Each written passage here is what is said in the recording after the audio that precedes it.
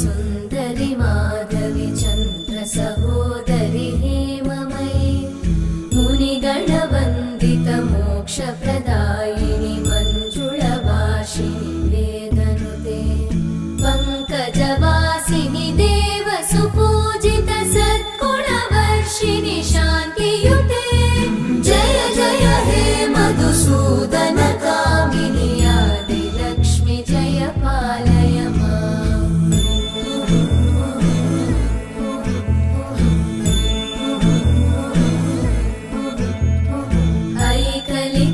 ऐकलिकल्मषनाशिनि कामिनि वैदिकरूपिणि वेदमये क्षीरसमुद्भव